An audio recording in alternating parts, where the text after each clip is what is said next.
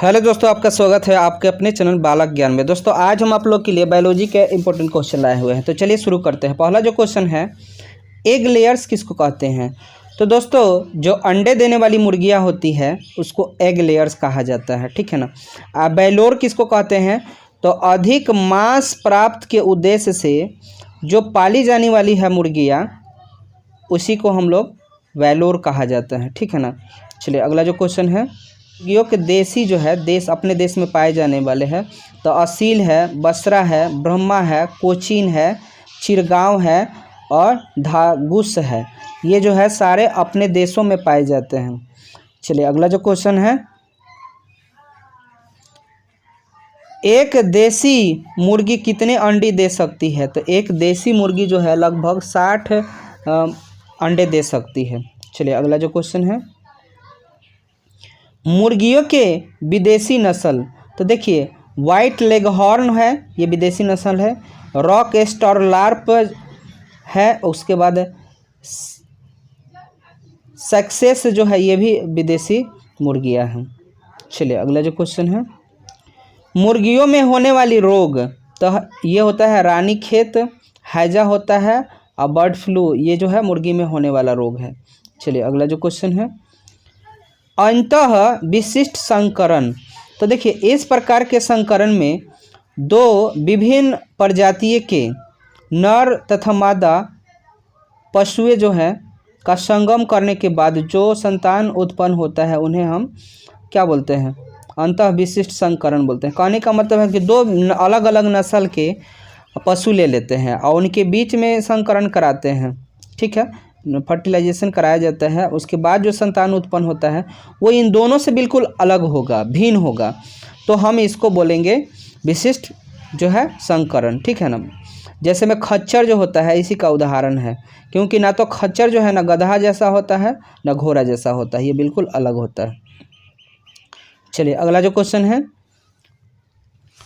पशु प्रजनन के लिए वीर्य कहाँ रखा जाता है? तो देखिए वीर्य को तरल नाइट्रोजन जिसका तापमान जो है -196 सेल्सियस होता है, इसी में रखा जाता है। जैसे आप लोग गाँव में देखे होंगे कि डॉक्टर लोग पशु के लिए जो निषेचन के लिए वीर्य रखते हैं वो एक बर्तन डब्बा सा रहता है, उसी में रखते हैं। तो उसका टेम्परेचर जो होता है -196 सेल्सियस होता है और उसमें नाइट्रोजन रहता है, ठीक है।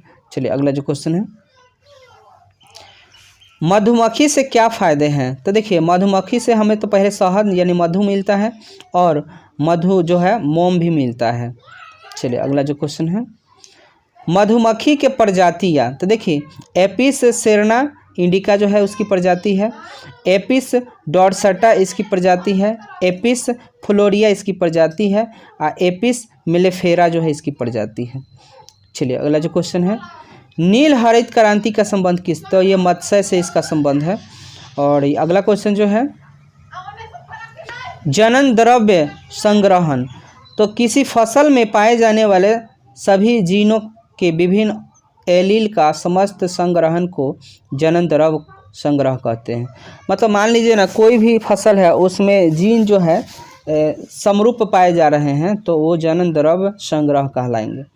चलिए अगला जो क्वेश्चन है, पादप प्रजनन का उद्देश्य। तो देखिए पादप प्रजनन कराने का मात्र एक ही उद्देश्य होता है, मतलब क्या कि ज़्यादा मात्रा में फसल उत्पादन की जाए। तो उसके लिए क्या जरूरी है? तो उच्च गुणवत्ता तथा उच्च बीजी फसल का उत्पादन करना, रोगजनकों के प्रति प्रतिरोधी किस्म का विकास करना, अत्यधिक ताप, सूखा तथा लवण के प्रति सहनशीलता। कहने का मतलब अधिक जो है ताप हो जाता है तो ऐसा भी फसल होना चाहिए जो उसमें रह सके, ठीक।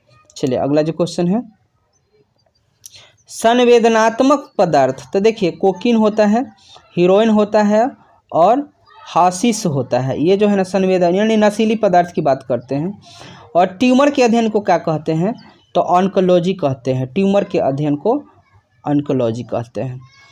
दोस्तों कैंसर जो है, कैंसर 4 प्रकार के होते हैं, ठीक है ना। 4-5 यहाँ पर 5 प्रकार की बात की गई है।